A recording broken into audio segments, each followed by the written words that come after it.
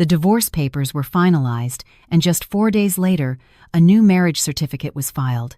He didn't even give the ink on ours time to dry.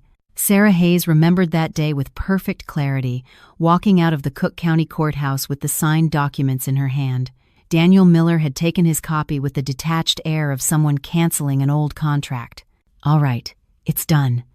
Don't call me again. Let's just live our own lives," Dan had said before turning his back on her. Sarah watched him go and let out a laugh, a hollow, bitter sound. 20 years of marriage, and that was his parting shot. 4 days later, a text message from a friend buzzed on her phone. "Sarah, did you know Dan got remarried? I just saw him doing a wedding photo shoot." Sarah read the message without a change in expression. She had expected it. Chloe Jensen. He and that woman had been seeing each other for over a year. That afternoon, Sarah sat in her office at Green Valley Foods, a mid-sized food distribution company she had co-founded. While she and Dan were technically partners, Sarah was the one who actually ran the business. She opened her laptop and began reviewing personnel files. Megan Miller, Operations Support Manager. Employed, 5 years. Dan's younger sister, her former sister-in-law. Sarah slowly scrolled through Megan's work records, performance reviews, client management logs, procurement orders. As she opened each file, strange inconsistencies emerged. Why are all the client contacts listed with personal cell phone numbers? Sarah saved the file and quietly looked out the window. She would deal with her emotions later. Right now, she had a company to protect. At the same time, her former mother-in-law, Barbara Miller, was chatting with neighbors in front of the local grocery store. "My son is getting a fresh start," she announced proudly. He met a wonderful, younger woman. "Oh my, what about his wife?" someone asked. "She was always so cold," Barbara said with a sigh. "Never cared for housework, always at the office. It wears a man down." She framed the entire situation as Sarah's fault, never once mentioning that her son had been having an affair. Still, a divorce seemed so harsh. "These things happen," Barbara dismissed. "As long as my son is happy, that's all that matters." There was no hint of regret or sympathy in her voice, only justification for her son's new life. The next day, Chloe's Instagram was updated. A photo showed a sofa covered in luxury shopping bags from brands like Chanel and Gucci. The caption read, "A wedding gift to myself. My life starts now. Number happy day, number new beginnings, number treat yourself." "Time for an unboxing video," she chirped in her story. "These are presents from me, to me." One by one, she pulled out designer handbags, shoes, and wallets, flashing the price tags for the camera. "People say you have to make sacrifices in marriage." "Not me. I'm the main character of my life." Her voice was defiant, as if paying for it all with Dan's credit card was a trivial detail. That evening, Sarah opened the family group text on her phone. The chat, named the Miller family, included Barbara, Dan, and Megan. She scrolled up, looking at the old messages. "I'll handle the Thanksgiving preparations." "Mom, I'm taking you to your doctor's appointment." Megan, "I reviewed that report for you." They were all messages from her. The replies were always brief. "Okay. TH3. Got it." Sarah stopped scrolling. She quietly tapped the Leave Conversation button. A system message appeared. "Sarah Hayes has left the chat, but no one reached out." She then opened the company-wide chat and posted a brief, professional announcement. Subject: Upcoming meeting regarding organizational restructuring. Details to follow. It was a standard corporate message, devoid of emotion. Her employees saw nothing unusual, but for Sarah, the plan was already in motion. 2 days later, Barbara called the office. "Hello?" Sarah answered. "Sarah? It's me. Listen, you know our Megan is a good worker, right?" "What is this about, Barbara?" "I'm hearing strange rumors at the company." "You're not thinking of firing Megan, are you?" Barbara's voice was laced with suspicion. "Barbara, that's a company matter. You need to separate personal and professional matters." "Personal and professional? Is that what you're pulling now?" "We were family." "I'm not your daughter-in-law anymore. We're divorced."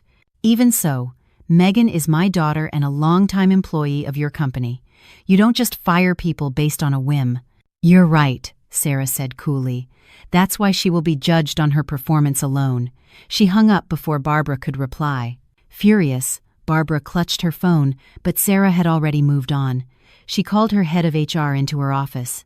"Please draft a memo on restructuring the operations support team," she said quietly. "Of course. Is there a particular area of focus?"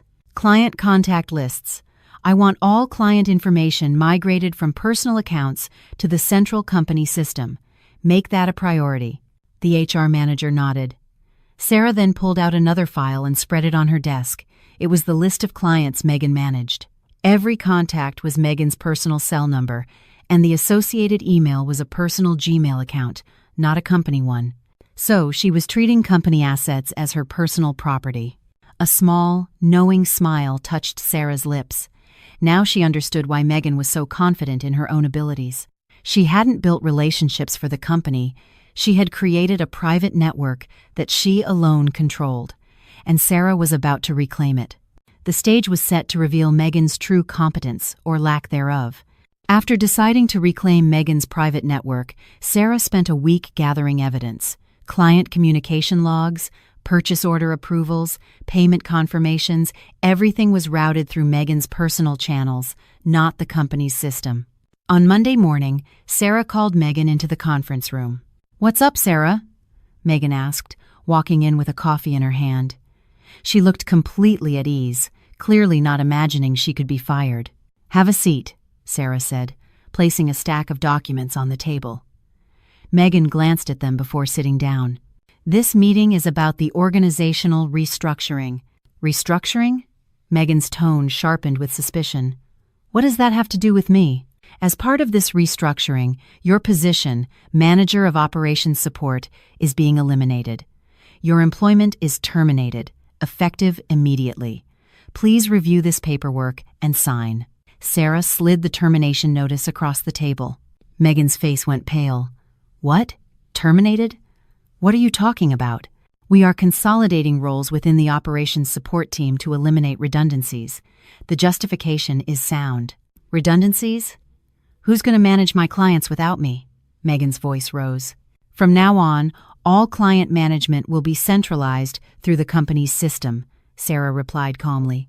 "The practice of using personal accounts will no longer be permitted." "And that's a problem for me?" "It's not a problem. It's an improvement. Allowing a single employee to monopolize company assets creates unacceptable risk." Sarah's gaze was steady. Megan threw the papers down and shot up from her chair. "Fine, I'll leave, but you'll regret this when you see how much better I do somewhere else." "Perhaps," Sarah said evenly. "We'll cross that bridge when we come to it." Megan scoffed and stormed out of the conference room. The door slammed shut, the sound echoing through the office. That afternoon, Barbara Miller arrived at the company. She marched into the middle of the open plan office and shouted, "Sarah Hayes, get out here!" Employees looked up from their desks in unison. Barbara threw open the door to Sarah's office. "Barbara, you can't cause a scene in the workplace." "A scene? You have the nerve to fire my daughter?" Barbara's voice carried throughout the office, and employees began to whisper. "Whether I have the nerve is not for you to judge," Sarah said calmly. "I'm the head of this company, and restructuring is my decision." "Your decision? Do you have any idea how hard Megan worked?" Barbara yelled, pointing a finger at Sarah. Sarah stood up and quietly closed the office door. "Barbara, this is a business issue. It won't be resolved with emotion." "Emotion? You fire someone and feel nothing? You cold-hearted woman!" Barbara slammed her hand on the desk, but Sarah didn't react. She simply waited until Barbara ran out of steam and left. After she was gone, Sarah called in the head of accounting. "Please proceed with overhauling the expense approval process. Add another layer of authorization and flag all payments directed to personal bank accounts for review." "Right away," the manager replied. Sarah was plugging the holes. With Megan gone, she had to ensure no money could leak out. The next day, an anonymous message appeared in the company-wide chat. Megan Miller's termination. Suspected personal motives involved. Isn't this retaliation against a former sister-in-law? Rumors began to spread. Sarah saw the message but offered no explanation. Instead, she gave a directive to the HR department. I want a complete revision of our operational manuals and a clear chart of duties and authorities for every department. Distribute it to all employees." "Yes, now," Sarah confirmed. "I want it to be perfectly clear who is responsible for what." A week later, every employee received the new manual. It detailed the scope and authority of each position. The client management duties that Megan once handled were now broken down and clearly defined. The employees read it and nodded in understanding. "Ah, so that's why the system changed." It makes sense. When Megan handled everything herself, nothing was transparent. The rumors died down on their own. Instead of arguing, Sarah had answered with structure. Meanwhile, at a family gathering, Barbara held court. "You know my former daughter-in-law? She's running that company like a dictator." "What happened?" a relative asked. "She fired my daughter. It's revenge for the divorce. She acts all high and mighty as the boss, and this is what she does." The relatives clucked their tongues and bad-mouthed Sarah, but no one asked why Megan had been fired. A few days later, as Megan packed her desk, she delivered a final parting shot. "I can take more than half of my clients with me. Don't say I didn't warn you, Sarah." She walked out of the company with her head held high. Sarah watched her leave from her office window. That afternoon, her phone rang. "Miss Hayes, this is Ken from Apex Foods." "Ken, how are you?" "Good. I just need to confirm our invoice for this month." I tried calling Megan, but she didn't pick up. "Megan is no longer with the company. From now on, I'll be handling your account personally." "Oh, really?" "To be honest, we always preferred dealing with you directly anyway. Megan could be difficult at times." After hanging up, Sarah checked her call log. Several other clients had already tried to contact her on her personal line. Megan's clients, she thought with a wry smile. Megan believed she managed those relationships, but in reality, the clients were looking for Sarah all along.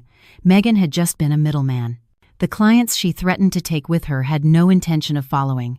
After confirming that the clients were bypassing Megan to reach her, Sarah grew curious about something else. Were the performance reports Megan boasted about truly her own work? That Saturday, Megan sat across from Barbara, sipping coffee with a confident smirk. "Don't worry, Mom. I've already gotten a call from a competitor." "Really? Which one? Are they paying you more?" Barbara's face lit up. "Starlight Provisions. Their head of sales saw my resume and called me right away. Real talent recognizes real talent." "That's my girl. I knew you'd land on your feet." "Of course. Green Valley Foods is going to struggle without me. I'll make Sarah Hayes regret this," Megan said boldly. Barbara patted her daughter's shoulder, beaming with pride.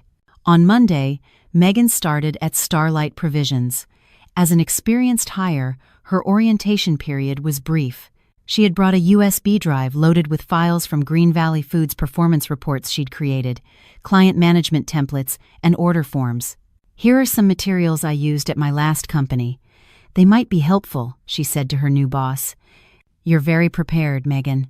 We're excited to have you," the manager said, nodding with approval. Megan's ego swelled. "I'll do so well here.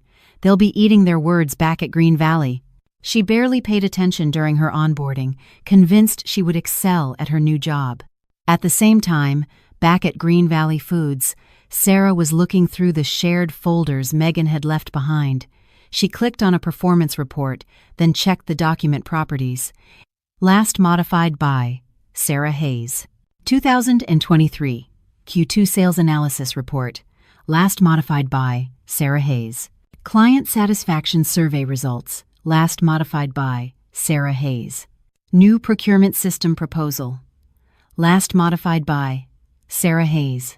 Sarah opened file after file. The pattern was the same. Megan would write a rough draft, and Sarah would correct the data, polish the language, and strengthen the conclusions. The digital trail was all there.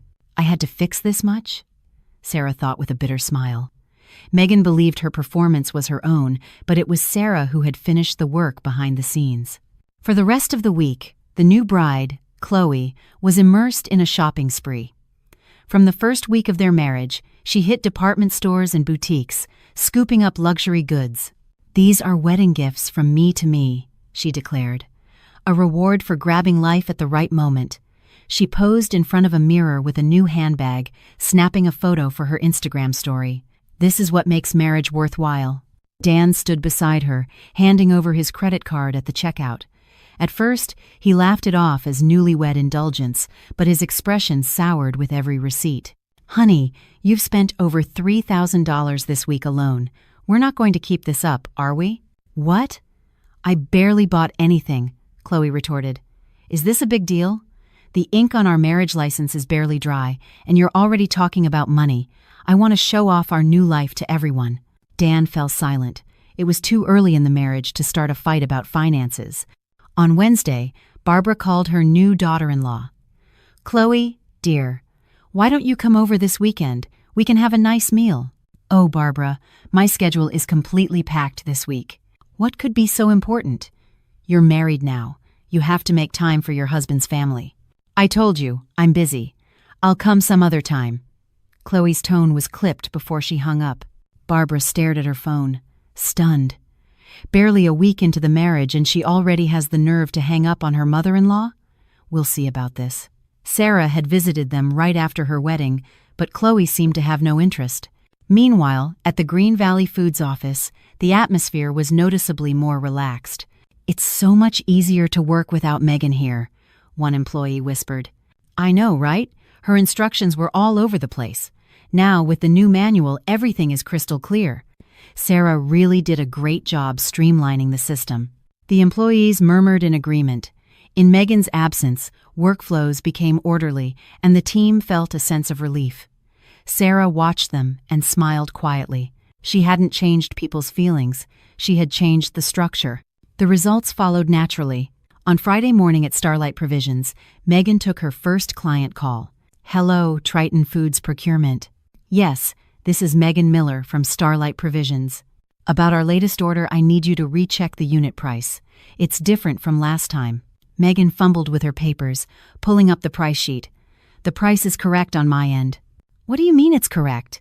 It's $1 higher per unit than last month. Did you even look?" The client's voice grew sharp. "I'm telling you, I checked." "Is this how you check things? What kind of operation are you running over there?" The line went dead. Megan stared at her phone, dumbfounded.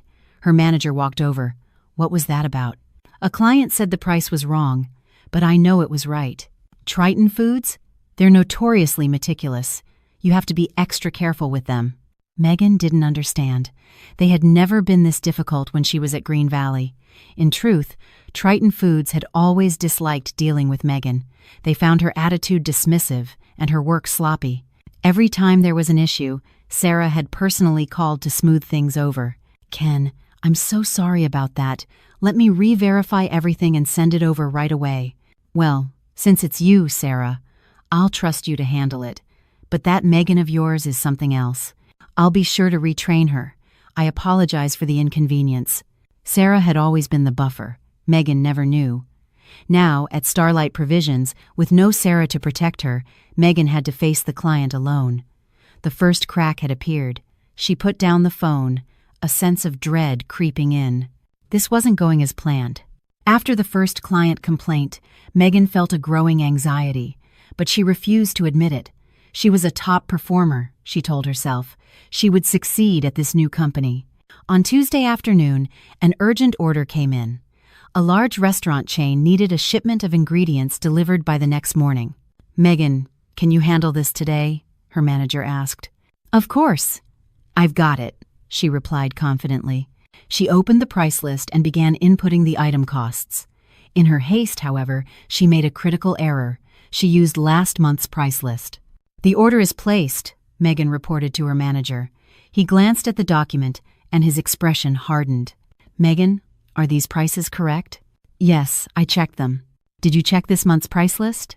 Only then did Megan realize her mistake. She hadn't. By the time she scrambled to open the correct file, it was too late. The order had gone through, and the price difference would have cost the company nearly $2,000. "Why didn't you do the basic checks?" Her manager's voice was icy. "I'm sorry, I was in a hurry." "You check things even when you're in a hurry. Is this the kind of mistake an experienced professional makes?" "We never had issues with this at my old company." Megan deflected. The manager cut her off. Stop talking about your old company. This is Starlight Provisions. Make sure a mistake like this never happens again." He turned and walked away. Megan sat at her desk, clenching her fists, her face burning with humiliation. At that same moment, Sarah was on the phone with an old client. "Sarah, I'm calling about this month's pricing." "Yes, go ahead." "We accidentally submitted our order with last month's prices. Is it possible to correct it?" "Of course," Sarah said warmly. "I'll take care of it right away." After hanging up, she instructed the accounting team. "Please send out a reminder with this month's price list to all clients. Let's prevent any confusion." Sarah knew what was happening at Megan's new company. The industry was small, and word traveled fast, but she didn't interfere. This was Megan's mess to handle now. On Thursday, Barbara called Sarah. "Well, Sarah, I hear the company is doing just fine without my Megan. What are you referring to?" I asked around. "Everyone is working like nothing happened. I thought the business would collapse without my daughter, but it seems you're managing to stay afloat," Barbara said, her voice dripping with sarcasm. "The company runs on systems, Barbara, not on a single person." "Systems? Right. You're cold enough to run things like a machine, but you'll regret this later." "If I have regrets, they'll be mine to deal with.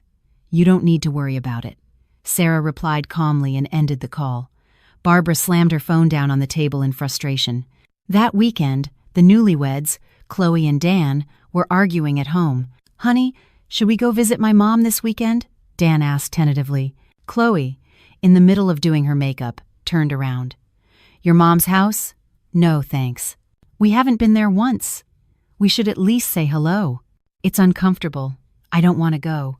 Let's go to my mom's place instead." Dan sighed. "How about next week then?" "Not next week either. I don't want to go to your parents' house. You can go by yourself." "How can I go by myself? You're my wife now." "That's your problem." "I hate going to the in-laws," Chloe said dismissively as she applied her lipstick. Dan didn't know what else to say. At the end of the month, Dan received his credit card statement. $8,000. It was a single month spending. He stared at the bill, his face turning white. "Chloe, what is this? What on earth did you buy?" he yelled. Chloe emerged from the bedroom. "What's wrong?" "The credit card bill is $8,000. "What have you been doing for the past month?" Dan shouted, shaking the statement for the first time in their relationship. "So? We're married. Your money is our money." "Our money? Does that mean you can spend it into oblivion? We'll go bankrupt." "Of course. To be happy, I need to spend this much. Didn't you promise you'd let me do whatever I wanted? Did you forget that already?" Chloe shot back, completely unabashed. Dan was speechless. "Even so, this is too much." "What's too much? Did your ex-wife not spend money? Are you comparing yourself to her? Do you have any idea how long I waited for you, how much anxiety I went through? Consider this my compensation." Faced with her counterattack, Dan fell silent. Chloe went back into the bedroom and shut the door. On Tuesday, a regular team meeting was held at Starlight Provisions. When it was Megan's turn, she began her presentation on the quarterly sales analysis. As she clicked through the slides, a senior manager sitting next to her frowned. "Megan, this template looks familiar." "Oh, I made it myself. Because I can faintly see the Green Valley Foods logo right here," he said, zooming in on the screen. Sure enough, a faint watermark was visible. Megan stammered, flustered. I must have forgotten to delete it." "Forgot? Did you just copy all these materials from your old company?" "No! I made the content. I only used the template," Megan insisted, her voice rising. But her manager asked coldly, "Did you leak proprietary data when you left your last job?" "It's not a leak. I made the documents, so they're mine. Anything created at a company is company property. This could be a serious issue." The atmosphere in the room turned frigid. Megan's face flushed as she tried to defend herself, but her colleagues were already looking at her with suspicion. After the meeting, she slumped at her desk, her hands shaking. She truly believed she had created those materials, only now realizing that the template itself was something Sarah had designed. It dawned on her then. The things she believed were her accomplishments were only possible because of Sarah's support, but she couldn't admit it. Instead, she became more defensive, digging herself into a deeper hole. While Megan's career was imploding, Barbara was pinning her hopes on her new daughter-in-law, Chloe. She was convinced Chloe would be an improvement over Sarah. That hope was about to be shattered. Saturday was Barbara's birthday. She spent the morning cleaning, expecting her son and new daughter-in-law to arrive. But as the hours passed, no one came. She tried to reassure herself, thinking maybe Chloe was planning a surprise. "Dan, when is Chloe coming?" she finally called and asked. Dan's voice was hesitant. "Mom, Chloe has to go to her parents' place today." "What? It's my birthday. Did she forget?" "She knows, but she said the timing didn't work out." Barbara's anger flared. A daughter-in-law who doesn't even show up for her mother-in-law's birthday? Bring her here right now. How can she not come? "Mom, I'll talk to her. She's just a very free-spirited person. Please try to understand." After Dan hung up, he pleaded with Chloe, but she just scoffed. Everyone is more individualistic these days. Do I really have to go just because it's her birthday? My plans are more important. But it's your first time celebrating her birthday as her daughter-in-law. It's about basic respect. Then you go by yourself. I have plans with my mom. Showing respect to my own mother is important too. Chloe grabbed her designer bag and walked out the door, leaving Dan staring at the empty space where she stood. That evening, Barbara was back at the grocery store, venting to her neighbors. "My new daughter-in-law didn't even come for my birthday. What are young people so busy with these days?" "Oh, really? That's too bad. You must be so disappointed." "My former daughter-in-law was never like that. Sarah always gave me a generous gift and even took me to my doctor's appointments." For the first time, Barbara recalled Sarah's kindness, the monthly allowance, the rides to the hospital. "I remember her. She had such a good reputation in the neighborhood. Why did they break up?" "Well, I guess their personalities didn't match," Barbara mumbled. She couldn't bring herself to admit her son had cheated. On Monday, a colleague at work cautiously approached Sarah. "Miss Hayes, my mom told me something. Apparently, your former mother-in-law has been talking about you a lot lately." "Oh? What is she saying?" "That you always gave her money, that you were a dutiful daughter-in-law." Sarah gave a weak smile. To say that now, of all times, for a fleeting moment, she felt a pang of something, wondering if their relationship could be repaired. But she quickly shook her head. If she went back, the same toxic cycle would repeat itself. Barbara hadn't changed. She was just romanticizing the past because her present was uncomfortable. "It's fine," Sarah said calmly. "They're not my problem anymore." She turned back to her work. On Wednesday evening, Barbara called her. "Sarah, it's me." "Hello, Barbara," Sarah replied, maintaining a polite tone. "You're still human, aren't you? You should visit us sometime. Think of all the years we spent as a family." "Barbara, I am no longer part of that family. Even if you're divorced, there are still feelings. You know how well I treated you." Barbara's voice was soft, but her true intentions soon surfaced. "But you need to admit when you're wrong. Firing my Megan, shaming our family. You need to come over, apologize, and make things right. Understood?" Barbara was still blaming her. Sarah hung up the phone and sighed. Nothing had changed. That same week, there was good news at Green Valley Foods. They had just signed a contract with a major new client.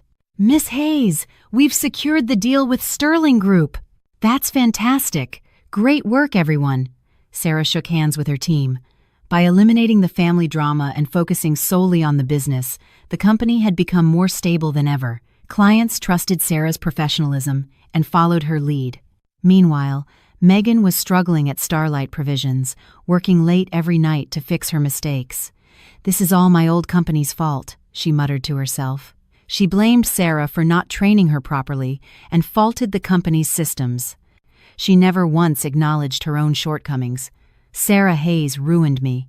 It's all her fault." She continued to build a narrative of victimhood. That weekend, Chloe posted photos from a trip to Hawaii on Instagram. The hashtags read, #healing with mom, #mother-daughter trip, #good times. "My mom is the best. This trip was amazing. Let's do it again next month." In the photos, Chloe and her mother were smiling at a luxury resort. The entire trip, the 5-star hotel, the fine dining, the shopping was paid for with Dan's credit card. The total came to over $5,000 for 3 days. Dan just sighed when he saw the bill, arguing would only lead to another fight. That evening, Barbara was once again talking about Sarah with her neighbors. Sarah used to give me a monthly allowance, every single month without fail. She sounds like a great daughter-in-law. She was. I didn't realize it then, but thinking back, she treated me very well. I could use that money for whatever I wanted. Now, my son and his new wife don't send me a dime. She acted as if she missed Sarah, but in private, she still directed all her blame toward her. That night, Sarah was at home organizing old bank statements for her tax filings. As she reviewed the transfers to Barbara's account, she noticed something odd.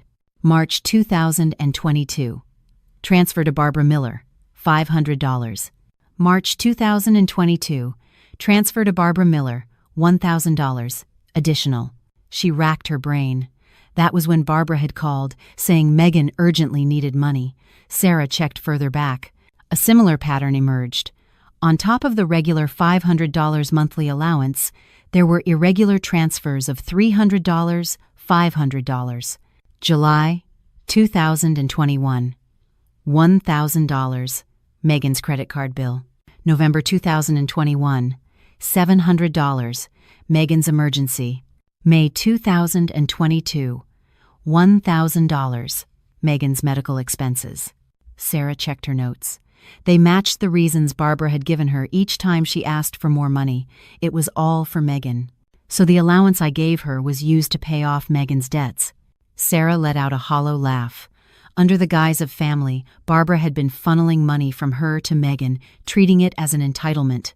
Closing the file, Sarah made a promise to herself. She would never, ever go back. After realizing that Barbara had used her allowance to cover Megan's debts, Sarah closed the door to that part of her life for good. On Tuesday afternoon, Chloe was sitting at a cafe with her mother. "Mom, here's your allowance for the month. Let me know if you need more," Chloe said, handing her an envelope containing $1,000 in cash. "Oh, Chloe, this is so much." "Of course. Enjoy it, Mom. I'll give you more next month." Chloe's face was full of pride. Her mother took the envelope with a pleased smile. "You're such a good daughter. And Mom, I booked a trip to Vietnam for us next month." "Really? But we just got back from Hawaii. Won't your husband say something if you're away from home so often?" "Don't worry. I handled it. Dan doesn't dare say no to me," Chloe said confidently. The money, of course, was all coming from Dan's bank account. That evening, Barbara called Dan. "Dan, is Chloe coming this weekend?" "Mom, I'm so sorry." "She's not coming again?" Barbara's voice rose. "She has to go to her parents' place." "She's always going to her parents' place. When is she going to come here? She hasn't even properly greeted us." "I'll talk to her." Dan sighed and hung up. He cautiously brought it up with Chloe. "Honey, my mom wants us to come over this weekend. I have to go to my mom's." "You always go to your mom's. Can't we just go to my parents once?" Chloe put down her phone and looked at him directly. "You want me to ignore my family to see yours? That's my choice to make. Even if it's a choice, you have to show some courtesy. My mom is hurt. We can just stop by for a little while." "Courtesy? I hate the atmosphere at your parents' house. It's uncomfortable. If I don't want to go, I'm not going." Chloe stated her position firmly and disappeared into the bedroom. Dan collapsed onto the sofa. The next day, Dan went to see Barbara alone. She immediately started complaining. "Why isn't Chloe coming? Is she ignoring me?" "Mom, she's just busy." "Busy with what? She's always at her mom's. It's not like she works. She does nothing all day." Dan looked uncomfortable. "I'll try to convince her." "Convince her? You're her husband. You should be bringing her, not convincing her." Dan didn't answer. At home, he had to cater to Chloe's whims. With his mother, he had to soothe her anger. Caught in the middle, he was growing exhausted. That week at Green Valley Foods, a rumor started circulating again. The boss fired her former sister-in-law. It had to be personal, right? No way, I heard it was purely a performance issue. As the whispers continued, Sarah made a decision. She called in the head of HR. "I want to quantify our entire performance review process. Set clear KPIs, create quarterly evaluation forms, and make the results transparent to all employees. Effective immediately?" Yes, when fairness is demonstrated with numbers, the rumors will stop. A week later, employees received the new evaluation system. Everything was clearly measured: contribution to sales, work accuracy, teamwork scores. Wow. Looking at this, it's obvious why Megan was let go. Yeah, the numbers don't lie. It all makes sense now. The rumors died down again. Sarah had proven her case not with words, but with data. On Thursday, Megan made another mistake at Starlight Provisions.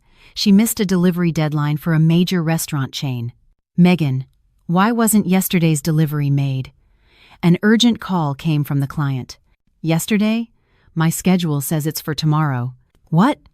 The contract clearly states yesterday. Didn't you check? Megan frantically checked the paperwork. It was, indeed, dated for the previous day. I'm so sorry. I must have gotten confused. Confused? We couldn't open our restaurant today. We're filing a formal complaint. The line went dead. Megan's face turned ashen. Her manager rushed over, his voice cold. Megan, what are you doing? Are you here to play games? At my old company, we checked things differently, and it was fine. Stop talking about your old company. This is Starlight Provisions. But Sarah never trained me properly. Then go back there. Go get retrained by her, the manager snapped. If your old company was so great, go back. But stop making excuses here. Megan bit her lip, speechless. On Friday, Barbara ran into an acquaintance at the market.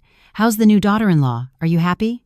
She's fine, Barbara mumbled, not wanting to admit the truth. Instead, she found another target. You know my former daughter-in-law, Sarah? She's a ruthless woman. Ruthless? I met her once, and she seemed so calm and polite. No, she fired my daughter and abandoned her family. That's the kind of person she is. Barbara continued to blame Sarah, redirecting the stress Chloe was causing her. Over the weekend, Dan was at home trying to sort out his finances. He noticed a strange pattern in his bank account. 5th of the month, $1,000, living expenses. 15th of the month, $500, living expenses. 25th of the month, $300, living expenses. Honey, he asked Chloe, what are all these living expenses transfers? They're living expenses, she replied, annoyed. But they're so frequent. You need to explain what each one is for. The 5th is for our household, she snapped. The 15th is to help my mom with her living expenses, and the 25th is her allowance. Her living expenses? Why is that coming from my account? Dan's eyes widened. My mom lives alone, so I help her out. So you're sending your mom $1,500 a month? What's wrong with that? She's my mother, Chloe said as if it were the most obvious thing in the world. Dan looked at the statement again.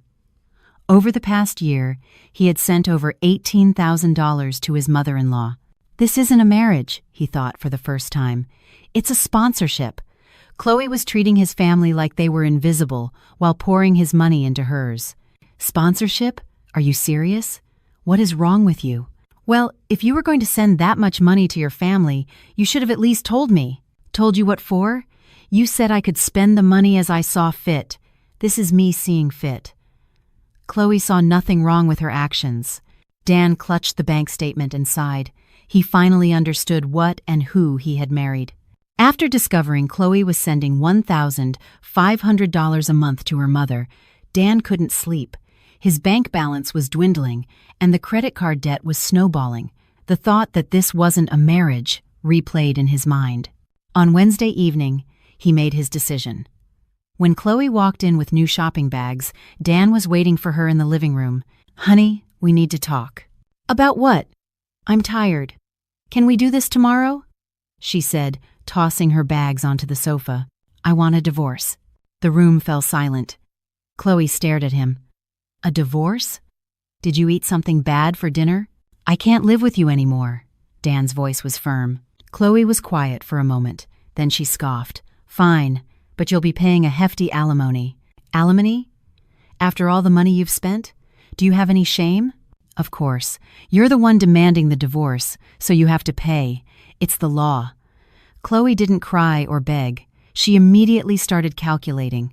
Let's start with $200,000 as a base. Then add compensation for emotional distress.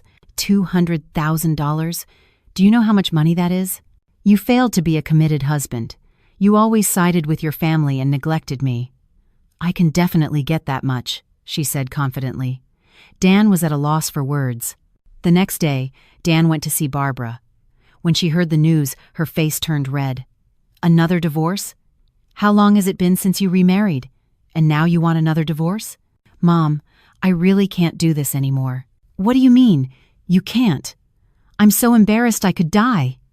What will the neighbors say? Barbara wasn't worried about her son. She was worried about her reputation. A son who's been divorced twice? My goodness. Mom, that's not what's important right now. My life is at stake. Of course it's important. Why is my life turning out like this? Barbara only thought of herself. Dan no longer expected any comfort from his mother. On Friday, Chloe posted on Instagram, "Marriage is not a solo act. It can't be sustained if one person isn't trying. I did my best, but my partner didn't. Now, I have to make a new choice for my own happiness." The accompanying photo was a blurry shot of a rain-streaked window. The comments poured in. "Stay strong. You did nothing wrong. Cheering for your new beginning." Chloe was carefully crafting a victim narrative while continuing to press Dan for alimony. "I spoke to a lawyer. I can get $250,000. Are you really going to do this?" "Of course.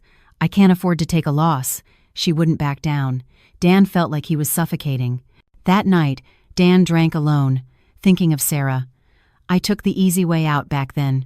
He regretted feeling bored in his marriage to Sarah, getting swept up in the excitement of meeting Chloe, and making the decision to divorce so lightly. Maybe I should at least apologize to Sarah. But he couldn't bring himself to pick up the phone. He felt guilty, but taking actual responsibility for his actions was another matter entirely. In the end, Dan did what he always did. He avoided it. That same week, Green Valley Foods underwent its annual audit. An external team came in to review all accounting and HR records. "Miss Hayes, your personnel management system is exceptionally well organized," the lead auditor commented. "Thank you. The clear division of authority, in particular, minimizes risk. It's very impressive." The company received high marks thanks to the systems Sarah had implemented after Megan left. Efficiency is even better than last year.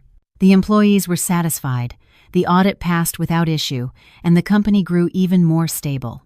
In contrast, Megan was becoming increasingly isolated at Starlight Provisions. After the delivery schedule mistake, she was removed from all important tasks. "Megan, I'm having Ken handle this project." "Why?" "I'm the one in charge of that account. You make too many mistakes. For now, just stick to support tasks." Megan was furious. "It's not that I'm not capable. People make mistakes." "Megan, stop," her manager said flatly. "That excuse doesn't work here." She felt her pride crumble. She believed she was a star performer, but no one here recognized it. Her defensiveness grew, and her relationships with her colleagues soured. "Sarah Hayes ruined me," she thought. "It's all her fault I ended up like this." She still refused to acknowledge her own failures. On Monday, Dan met with a lawyer to find a way to reduce the alimony payment. "Your wife is demanding $250,000? Given the short duration of the marriage and the lack of clear fault, we can probably negotiate it down. Are you considering an uncontested divorce?" "What about the division of assets?" "Division of assets?" Dan's head spun. He didn't even have a clear picture of his own finances. "Do you have any assets jointly owned with your former spouse?" "Well, there's the company stock." Dan remembered that he and Sarah had shared ownership of Green Valley Foods. He had signed over half of his shares to her during the divorce. "Then let's look into that. If there's anything that wasn't properly settled, we might be able to use it as leverage." Spurred by the lawyer's words, Dan went home and started digging through old paperwork from his first divorce. He found the asset division agreement and the stock transfer documents, but something was strange. Everything that had been in Sarah's name was meticulously finalized. The joint bank account was closed, the stock was fully separated. Even a business loan Sarah had co-signed for was completely paid off. She already cut every single tie. Dan laughed, a hollow, defeated sound. Sarah had already blocked every potential financial loophole. There was nothing left for him to grab onto, even if he wanted to. Sarah was always so thorough. Putting the papers down, Dan realized Sarah had sealed every crack. It was impossible for him to lean on her again. She was completely, unshakably independent.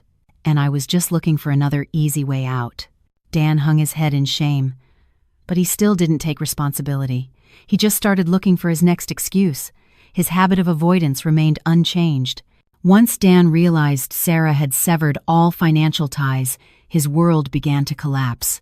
Chloe was demanding a fortune, Megan was about to lose her job, and Barbara had lost all face. And in their desperation, they all turned to one person. On Tuesday afternoon, Barbara showed up unannounced at Sarah's office. "Sarah, we need to talk." "What brings you here?" Sarah asked, rising from her chair.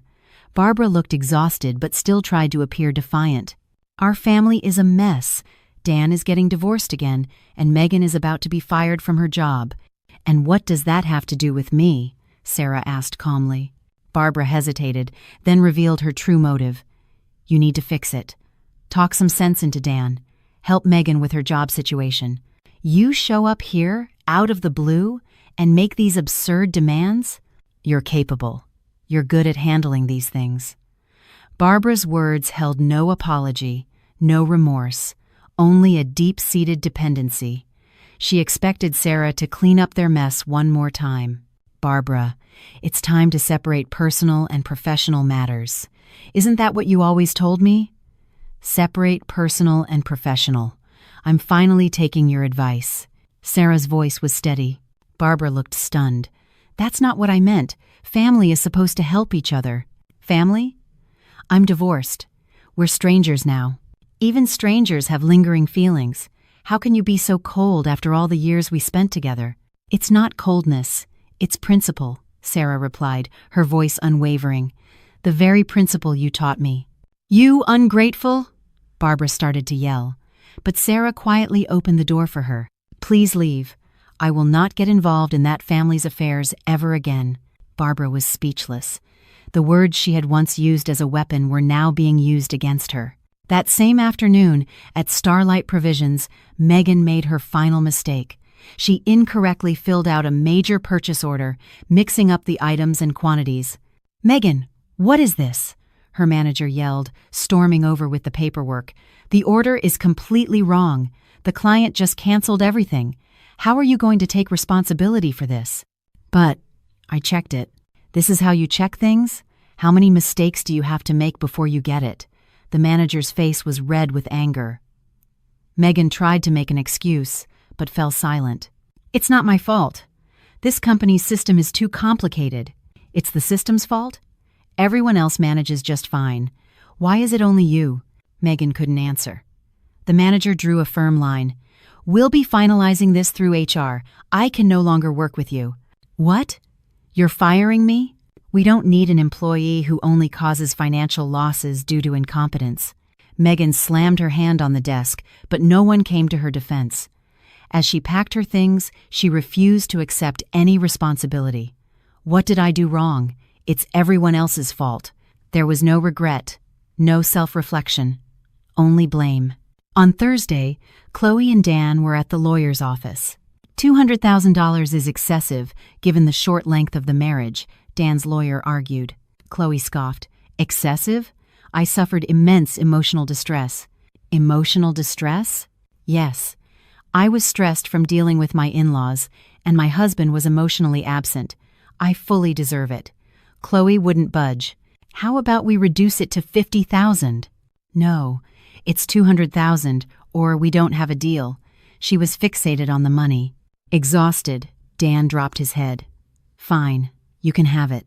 Chloe signed the papers with a satisfied smirk, showing no hint of remorse. On Friday, Dan sat alone in a cafe. His divorce was in process, his mother blamed him for everything, and Megan wasn't even returning his calls. "What did I do wrong?" he mumbled to himself. But it wasn't genuine introspection. He simply couldn't understand why everyone else wouldn't understand him. "Maybe I should call Sarah." He pulled out his phone, then put it back. He couldn't muster the courage. In the end, Dan did nothing. His avoidance continued. But now, there was no one left to enable him. That evening, Sarah was at a company dinner with her employees. "To a great year, Miss Hayes. Our performance was outstanding. It's all thanks to your hard work. Cheers to everyone," Sarah said, raising her glass. She was poised, professional, and in control. But when she returned home, she sank onto her sofa. Only then did the emotions hit her. Barbara's entitled face, Dan's cowardly avoidance, Megan's bitter resentment. It all came flooding back. It was hard for me, too. Tears streamed down her face, the pent-up emotions finally breaking free. She was strong at the office, but here, alone, she allowed herself to be vulnerable. After she cried, she felt a little lighter. "It's really over now." Sarah wiped her tears and lifted her head. It was the beginning of her recovery. A month later, Barbara ran into an acquaintance at the grocery store. "How have you been?" "Just getting by," Barbara answered gloomily. Dan was divorced again, Megan was unemployed, and Chloe had walked away with a fortune. "And your former daughter-in-law? Do you still talk to her?" "No," Barbara said with a bitter smile. "She's a stranger to us now." She remembered her own words, separate personal and professional. That phrase had become the standard. Sarah had protected her company with systems. Barbara, who had only used her family for exploitation, saw that same logic boomerang back on her through Chloe and Megan. Sarah never had to lift a finger. She just lived by her principles, and the toxic structure her family had built collapsed on its own. That evening, Sarah looked out her office window at the glittering city lights. A quiet smile formed on her lips. "I did the right thing.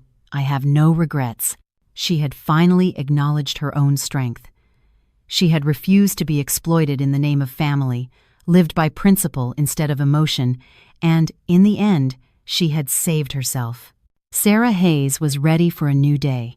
The past was over, and the future was hers.